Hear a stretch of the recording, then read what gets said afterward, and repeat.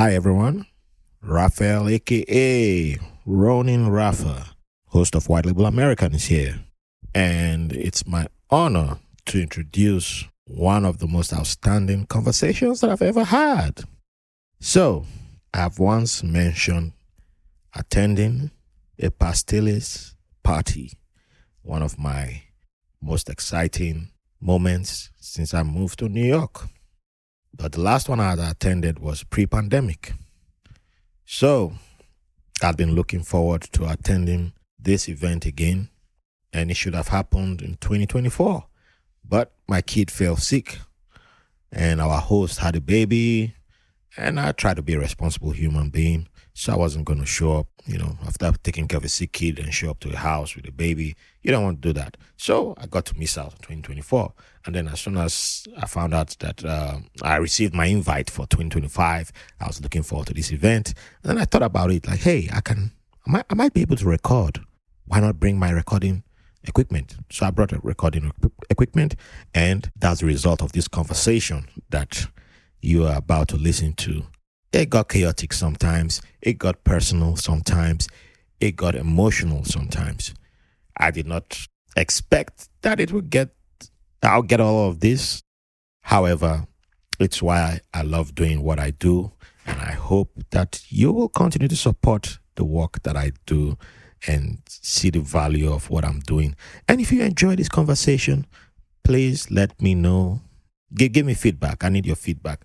Reach out via whitelabelamerican.com. Hit the contact button. You can leave a written feedback, or you can use your voice. I love to hear in writing or hear your voice, your beautiful voice. Either works for me.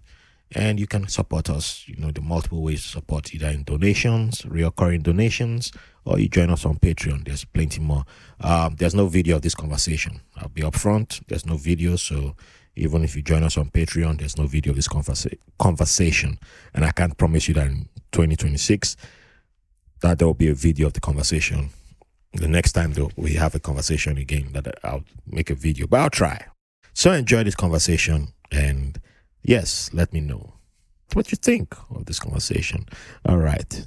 Thank you, people. And also, before I forget, there's talk of suicide, bodily harm, and drug use in this conversation.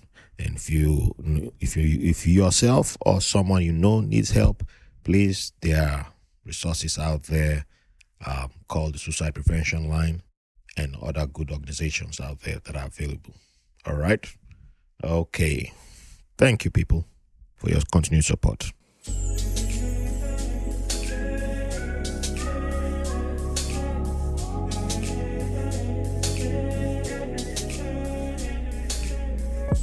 All right.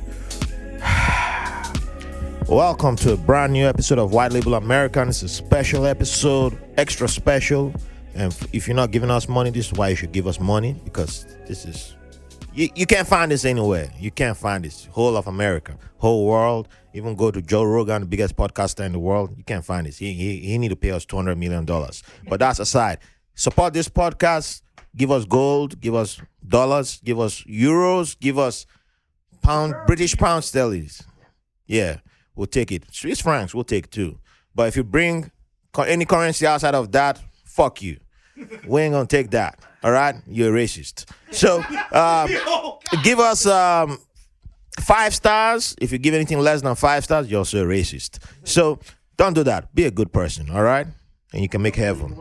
All right. So with that being said, I've a great panel with me today. It's a special venue. Sorry, I can't give you a video. I forgot to bring my webcam with me. Things happen, when you're an indie podcaster, life happens. It's too cold out on the streets. But you'll find out why and where we are today in a few seconds. With that being said, I'm your host, the Ronin Rafa, aka Raphael, and the one and only host of White Label American, until I find a brand superb person who can be my backup co-host. But with that being said, let's not waste time. Let's dive in. It's the holiday season. That's the day we're recording on the 6th of December, 2025. Close to the end of the year. Let's just dive in. And sitting right next to me is an outstanding individual, illustrious guest. He's been on the podcast before and great host for today's episode. And please tell us who you are. How you guys doing? My name is Daniel Perez, and we are here today to at my home where we are celebrating a Pasteles Party, which is a celebration of Puerto Rican culture where we come together, we share drinks, we share food, a little bit of blood sometimes, and have a great time and celebrate the end of another wonderful year. Fantastic. And you've heard some other voices in the background, so let's capture who they are and just find out who they are. So beginning from, let's go to the right. Hello, my name is Marcos Dominguez. I'm a U.S. Army veteran. I am partially a comic relief kind of person, but not the very best. But we'll be here for this. We'll see what happens. Thank you, Marcos. Also, first timer on the podcast, and thank you for giving us your time. And let's find out who the next person is. Hey, what's good, y'all? My name is Daquane Mays. I am a Army veteran, New York City resident, and a lover of cheesecake. Can't go wrong with cheesecake. Or is it just the cake? We'll find out. So, yeah. All right. Last but not the least, he was here on time. Is he the sexiest guest? We'll find out. All right. Introduce yourself, please, and tell us. Don't break anything. Yeah, don't break anything, man. Come on. Yes, this is Rodney Lugo, Army and Army Reserve veteran, and somebody's coming through the door now. Uh-oh. All right. Yeah. I must run. Yeah. But we're good. So we are celebrating Pasteles, and this is an event that I got introduced to towards the right before the pandemic. I'd never experienced this, but it reminded me of making moi moi for those of you of Nigerian heritage or background. And it was just beautiful. And thanks to Daniel Perez for introducing me to this.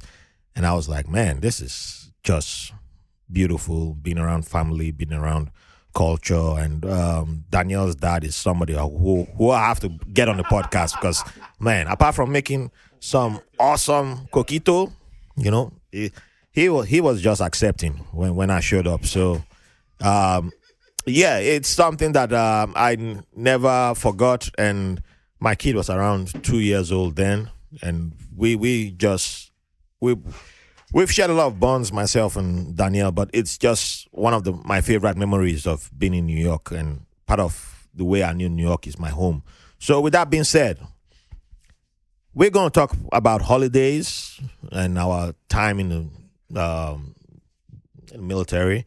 But before we dive into that, let me see, I decided to cheat a little bit and pull up some of my cheat card questions. Don't worry, you won't see anything on the back. It's all in the front. So, how did your childhood shape your military experiences when it comes to holiday memories? And for the audience, we had tried to record earlier, and some fun experiences happened. So, Many things happened that should not have happened. So, I twisted the question that I began with. Yes. So they weren't expecting this. So now the looks on their faces were like, what? So who would like to go first? Sure. It's Daniel Perez here. It feels Perez, Daniel Antonio Perez. It kind of hurt a little just because, and we're all here at my home with a lot of my family, and we always had a very boisterous, fun time during holidays. So military holidays felt a little muted to me, which kind of sucked. But, it's something you persevere through, and that's life. But, yeah, they felt different. They felt very different. And for the audience, what branch in the service did you serve? USMC. Fuck yeah. Well, you got to remember. Where are my fucking crayons? Well, you got to remember the audience are not military. Yeah. Okay. Well, yeah. So it's it could be a struggle. But sometimes you're away from family and friends and you miss them, and it's I meant USMC. United States Marine Corps. Okay. Yeah. The real brand. Well, they're also known as people who sometimes eat crayons for allegedly. Because the rest of y'all can't handle the crayons. That's all it is. If the Marine does not tell you they have a favorite flavor, they're a little bit too rough for their own good. They're not fun. They want to beat you up right away. So, who else wants to go? Sure. Okay, go ahead. All right.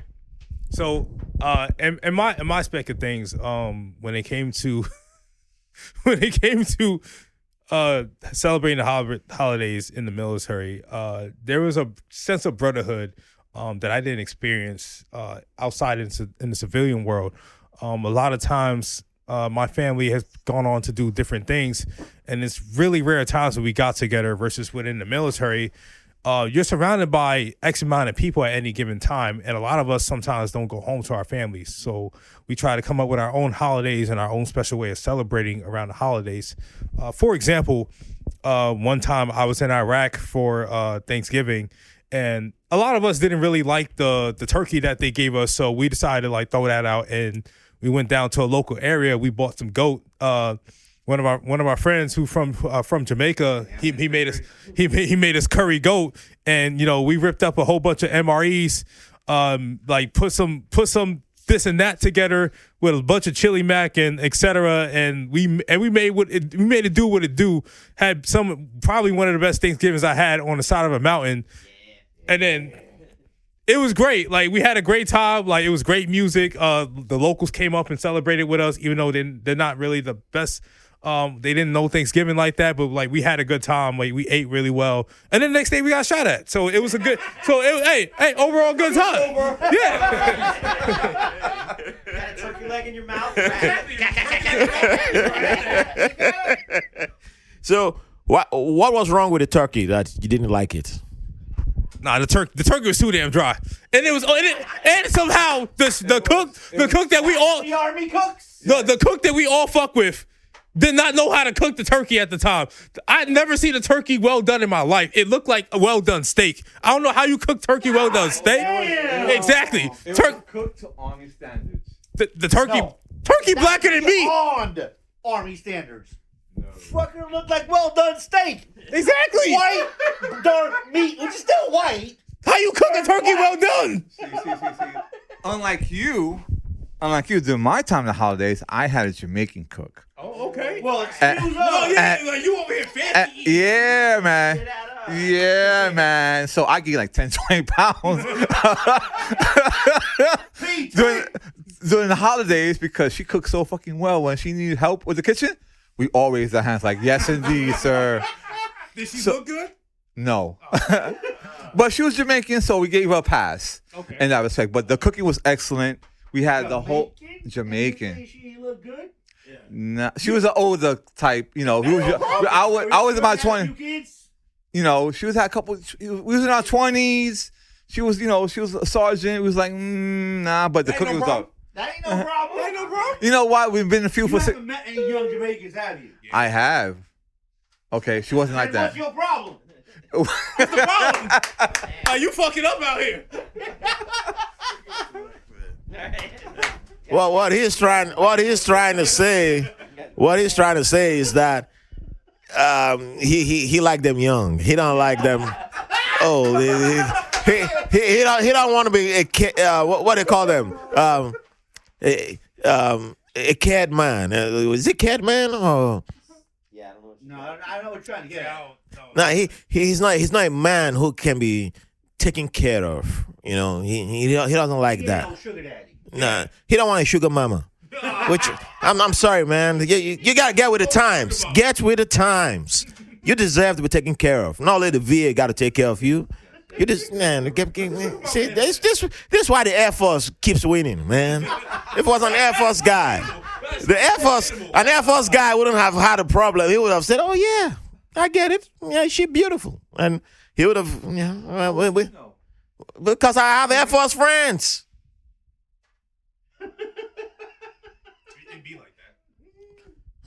one of them looking like 50 right now, but he's actually way younger than me. I saw his photo yesterday, and I was like, God damn. But he's a kept man. Oh yeah, kept. That's the word. Kept man. Kept man. Yeah, Kept man. There's nothing wrong with being a kept man. No. Yeah. You're definitely a kept man. Yeah, being a kept man is you deserve to be a kept man. But you know about that life. It's all right. Go work hard. Work hard. Navy is work smart, not hard. That's the goal. If you listen to the podcast, work smart, not hard. But some of you don't deserve that, so keep donating to the podcast. We get it. Yeah. And let me know, listeners, what your childhood was like. You know, if you served in the military, well, we appreciate you. Thank you for your service. But yeah, let us know. We'll let you know. But yeah, anybody got something new to add about childhood in the military? So, my time growing up, before I even joined the service, was a very hectic, fight-consumed one-bedroom apartment in New York City. Yeah. So, you have 2 adults, 5 kids, 2 of which are still babies. Yeah, the youngest one's 7 years younger than me. The one after that is 3 years younger than her, so it's 10 years between me and the baby. So you have the first 3 that are born, you know, they're still doing ish, kind of trying to figure out life. But at the same time, they're fighting over every little thing. So every holiday is a battle of you do this, that, whatever you can think of. I'd rather be in a war zone celebrating anything than being back at home. And yeah, yes, the turkey was dry, but there were some quiet-ish times, except for when I was in Afghanistan no, it was Iraq. I can forget because I literally went between 6 months apart between one and the other. Mm-hmm. So mortars came in and, yeah, dinner had to come with me to the bunker. Yep. So, mind you, I wasn't infantry. Yeah. I was just a plain old mechanic. So whenever shit needed to get fixed, I was there. But in Iraq, I worked in a morgue for 6 months. Yeah, so I saw the aftermath. So I was, yeah, I'm good. But I'm sorry, dude. Yeah. I've never met a guy. Well, that explains a lot, though. I've never met a guy who came out of morgue duty normal, and so, but that's rough. I tried. I try to be normal. Well, which is why. That's debatable. No, well. Okay, that's a valid point. Stop announcing it to everybody, please. I like this. Cheers. Cheers. I'm happy. That's a rough gig.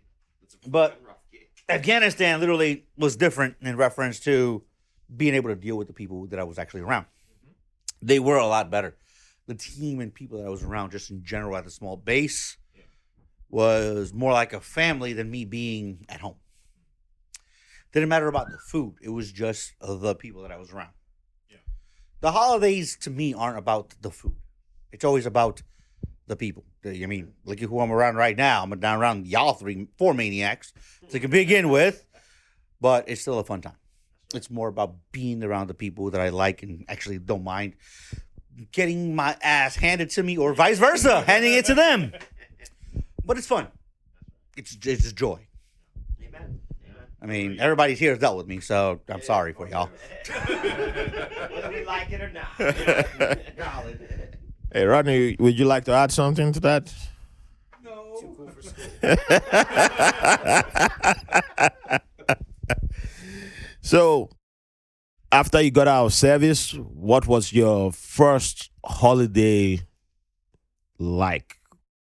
So my first holiday out, I was actually spending it homeless. And just to give some context to that, when I got out of the military, I didn't know that the Army wasn't going to take care of you like I thought I was when I was active.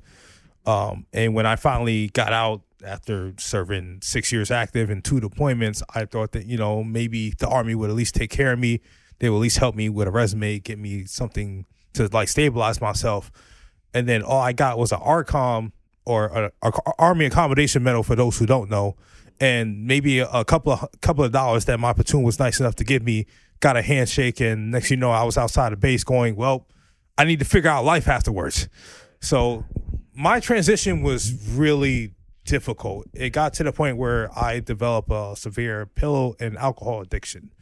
And I spent the holidays like trying to fight that off. And succumbing myself to a severe depression and ultimately attempting to off myself twice during the holidays, just because a lot of survivor's guilt and depression that really got to me over the times. And I didn't realize that I suppressed a lot of that stuff until I got out, and my demons was getting the best of me at the time and nearly got the best of me until I finally decided to go get some help, and another veteran helped me get back on my feet. And I probably wouldn't be here today if it wasn't for him. So shout out to him wherever he may be at.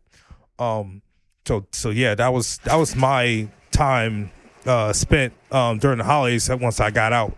So how did you find the person, speaking to you, Daquane, how did you find the person that told you needed help, and how did you know that you were ready for help? Because I was almost in a similar boat to you after I got out of active duty, but there's one thing I've come to realize in the current mental state that I'm in, that you can't help somebody who's not ready for help until they accept that they want help. So how did you know that you were at that point that you needed help? Yeah, so it was at a time where I was just living outside of Atlanta, Georgia, and I was jumping between bando to bando. Or for those who don't know, it's an abandoned house where a lot of drug dealers normally sell drugs at. So I got cool with the drug dealer at the time, where he allowed me to stay at one of his bandos, on the exception that like I just watched the drugs and the money for him while he go out and do his thing. There was one Saturday afternoon I remember. It was really humid. It was hot. I went to the community center nearby to go get something to eat, because they normally serve like lunch and breakfast like for everybody. So I went there, met this Vietnam veteran / Desert Storm veteran who got out after like 20, 25, 30 years of service. And he was doing odd jobs at the time. His name was Earl. Everybody in the community center knew him. Like, he was a big husky, like 6'5". Like you couldn't miss him. Like, definitely built like he should have been in the NFL after he got out. So I remember I sat across from Earl, and we just like kind of just shot some small talk, found out that we both served just in different times. And I guess he realized like something in me was off, and he was like, hey, do you need help? And I'm like, it took me a while to just say, yes, I actually need help, because I think to me, looking back at it, I realized that it was hard for me to just ask people for help in general. I was so used to being hyper independent at the time. I thought that like I can handle whatever was wrong with me. And I didn't realize until somebody pulled me aside and be like, hey, you are going down a really downward spiral, and you really messing up out here, and you need to like kind of step back and realize that like, hey, you messing up. And it wasn't until Earl like kind of like pulled me aside like one night that I was just hanging out with him, and he was like, hey brother, like you need help, and I'm willing to help you, but you need to realize that you need the help in order for me to help you. And it took me until after my second attempt at suicide where I realized that I needed help. I came back to the community center later on that summer towards the end of the fall season, and I remember I ran into Earl that afternoon, and he was just helping out, like passing food, and I was like, hey, I could really use your help. I'm kind of at my wit's end. I don't know what to do at this point. I thought I had it handled, but I didn't. And he was like, okay, cool. So, come over after this, and I'll help you out. So from there, I lived with Earl for a couple of months. He put me in this like one shack. He had like a 3-bedroom house. His kids already moved out and moved on with life. So like I stayed in his eldest son's room at the time. And, I went with him to like go do some odd jobs. We went down to the VA in Atlanta. It's like for me to just like eventually like wean myself off for like pills and like severely cut back my alcohol addiction. I would say it took me probably about a year or so to like finally kick the bucket, especially with the pills thing, because that was like the thing I used to do the most, more than alcohol. And on top of that, I was also smoking. So it took me probably about a year to 2 years to like finally quit smoking and cut back on pills. And as far as alcohol, I kind of went from like drinking like a bottle and a half a day to maybe like a cup or two today at this point. At that point, yeah, it was like a really hard time, just like trying and then like kind of relapsing and then trying again, relapsing. And when I finally felt like, okay, I'm finally getting it right, felt like things started to slowly fall in place for me. And looking back at it, I think it really helped me like just build like resilience and realizing that sometimes you may not got it like yourself, and it's okay to reach out to help, especially if you're going through something mentally, physically, emotionally, or financially, or all the above. Definitely reach out to help if you got somebody who has your back and wants the best for you, and you just tell them like, hey, I need the help. Like 9 times out of 10, like there's people out there who's really willing to help. You just gotta just go out there and get it. Yeah, shout out to L, because we appreciate people like that. Yeah, we appreciate people like that who always they stand up for us when they understand us, they relate to us, and they fill in the words for us when we are not capable of doing it ourselves. Yes, doing it ourselves or saying it ourselves. Yeah. People like Earl know where we are and understand that we are not the ones, or Earl is not the one that can actually say, take my hand. He can only say, I'll give you my hand, but it's up to you to take it, to say, hey, I'm ready for the help, ready for the guidance. Because most of us are hard-headed assholes. Also, like to add on to that, just to give a bit of context to earlier, Earl also suffered from severe depression. He also attempted to commit suicide himself. So he's been there. And to this day, I don't know what it took him to get from that place to where he was at when he met me, but I can only imagine. But I know, like, if it took somebody like from him to get from that dark place to where he's at, I know from like personal experience and how he's helped others. There's people like him who are capable of being able to help others and just be able to give out that hand and tell them like, hey, I'm willing to help you if you just reach out. That's why it's always important. I didn't have an L when I was going through mine. That's how I ended up in Texas. And, I just was told, come down here. They love the military. It's great. And I showed up there. I lost all my savings. And everything I was told, it was a reality check for me, and that asking for help was really difficult. And now I'm in a place I don't know anybody. I don't have any support. No support. The person who brought me there kind of swindled me, and then you're like, I'm smart. I'm not supposed to be. And just even the VA in Dallas wasn't like the VA in Manhattan or Brooklyn. I've gotten much nicer treatment there. So it just seemed like everything just was crashing on me at the same time. So even if somebody had showed up like an L, I don't think I was even going to listen to the person at that moment. There's no way in hell you were. Until it got to the point where I looked at my bank account and it was like $100 left. And I was like, okay, I need to go get unemployment, which there was a big stigma in my community, which I deserved. I qualified. It's not like it's a bad thing, but because of the stigma, like, you're getting unemployment. So, so I quietly took it. And, but because of their system in Texas, I had to go to the office. And when I went there, they were like, oh, you're a veteran. Oh, we have a veterans help office. And gentleman, they was like, oh, you want employment?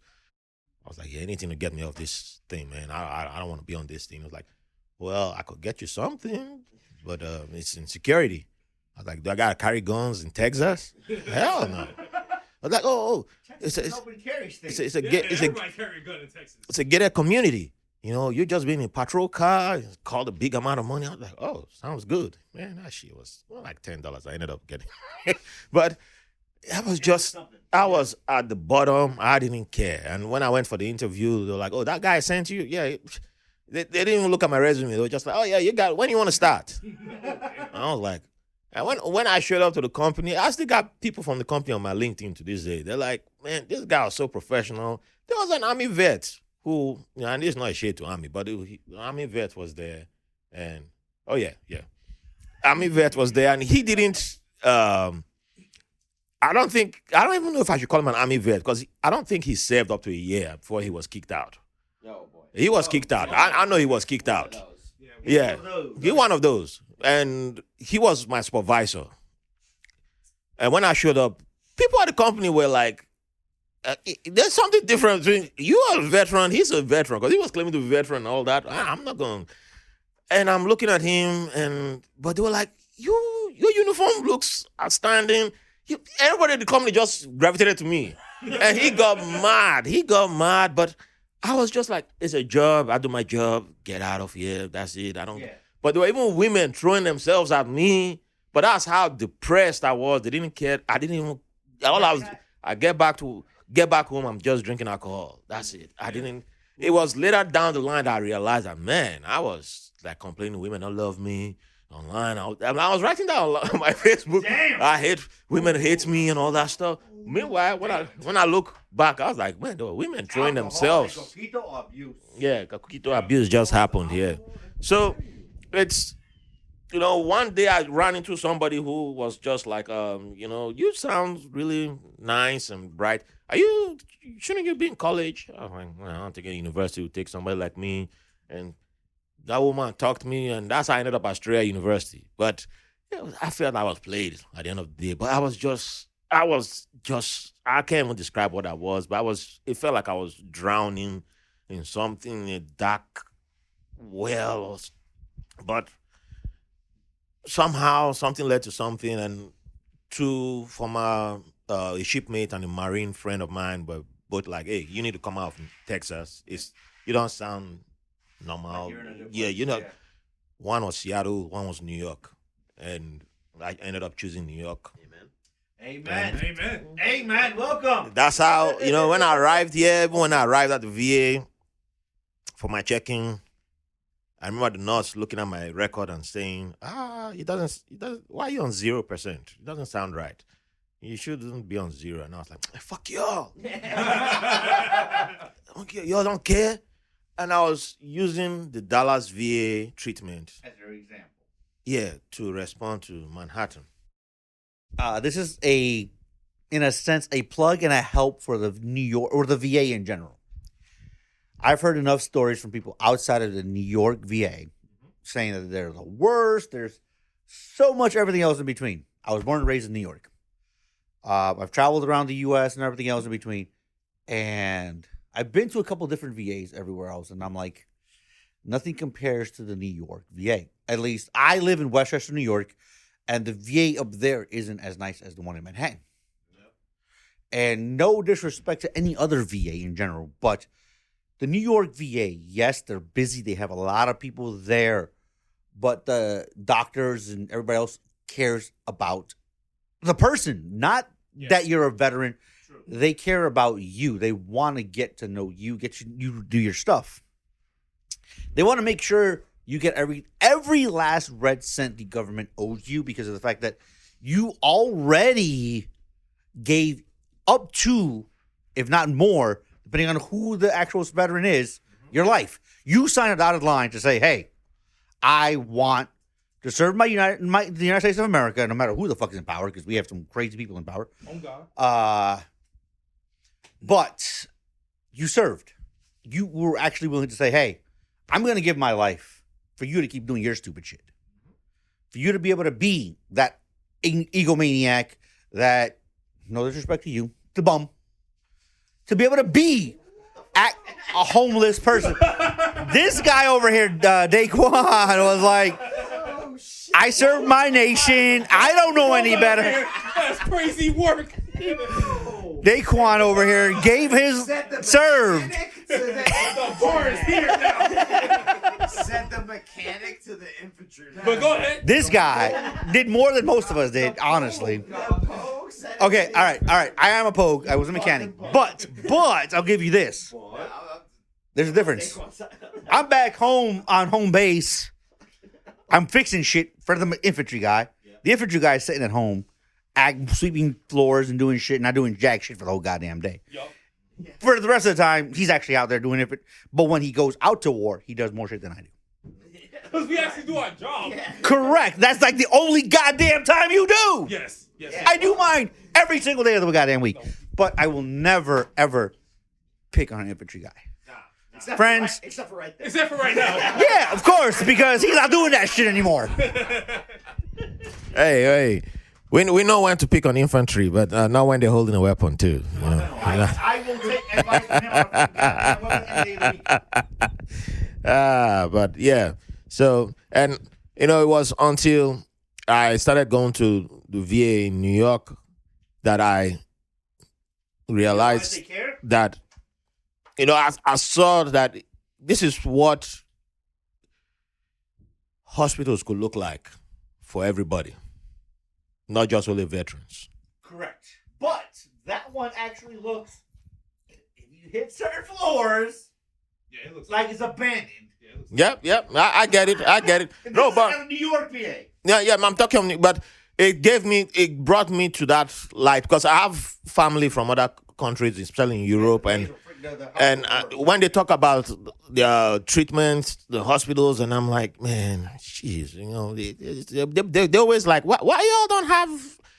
Why is it so crazy for hospital care in America? It's so expensive. And I'm like, man, we're not going to go there. Let's just talk about freedom. He said freedom. Yeah. The New York VA, in Manhattan at least, is where you can literally go from your doctor's appointment, go get your blood drawn, go get your x-rays in less than 45 minutes. True. I've been there. I've done it. I've literally gone from my doctor's appointment. It's like, hey, this is hurting. This is this. I need to check this out. Okay. Go here. Your referral is already done. Just show up. You can probably get it even done today before you even go to your next job or whatever you got to go get done. I was like, what? Oh, okay. I've done that multiple times, so I can testify to that. But anyway, we got to wrap up. Otherwise, the Pasteles Mafia are going to come get us. So final word. We got to wrap up. We'll definitely do a part 2, and maybe I'll get you all in the studio. But what's one thing you like to leave the audience with? Holiday season of 2026. What's something you like to leave the audience with? We'll start with Rodney. Happy holidays. That's it. Man, this guy. That's why he's wearing shades here, claiming at past 7 p.m. But he's staying his medical shades. But we're gonna see about that. We'll test him. He might be a vampire. We'll let him in by mistake. This is Rodney. Yeah. He's a vampire. This is Rodney. Yeah. We'll let him in by mistake. Yeah. All right. St. Sinners, all right? His final word. Oh, it's about that time? All right. So I'll make this real quick. For those who are planning on celebrating the holidays this year, and for those who don't, definitely take the time out to reach out to your friends, your family, your loved ones, or somebody that you haven't reached out to in a long time. Just let them know that, like, hey, either you're still thinking about them, or you just reach them out to say hello, because you never know what people be going through around the holidays, especially around this time of year. A lot of people suffer from seasonal depression for one reason or another, and sometimes some people just need to just be reached out to, either to laugh, to cry, or just need to just vent. So don't be afraid to reach out to that person or them people, even if you don't like them or you may not have the best relationship. But hey, just let them know that, hey, you're still thinking about them regardless. I don't like you. How the fuck you doing? I'm not sure about reaching out. Yeah, I don't know. I don't like you, but I'm not sure if I will reach out to you. But if you can, please do. Yeah, please do. Hey, I don't fucking like you. But I hope it's bad. You gotta ask them. It's you weren't here when I asked the final question, but to wrap it up, what would you like to leave the audience with for holiday season or for even 2026? Final thing you'd like to leave the audience with? Super easy. People are everything. Human connection is what makes us human and happy and makes life worth living. So enjoy the life you get between now and when you die. And my wife is gonna kill us because we're not making pasteles, so we gotta go. Bye. That's his way of saying no to AI. The Union Buster is back, so live long and prosper. Make sure that you take care of yourself. If you're an introvert, take it slow. If you're a goddamn extrovert, go out and party, but do not be an idiot. All right. Well, we have Pa Tony here, Tio Tony, Papa Tony, and he's gonna give us the last word on the podcast. So, yes, you tell us what you want to wish the people for the holiday season and for 2026. I wish that everybody was here to help us make pasteles, but since you're not, I wish you felicidades, mucho amor, and may God bless you all. But I gotta get these MFs back to work. All right.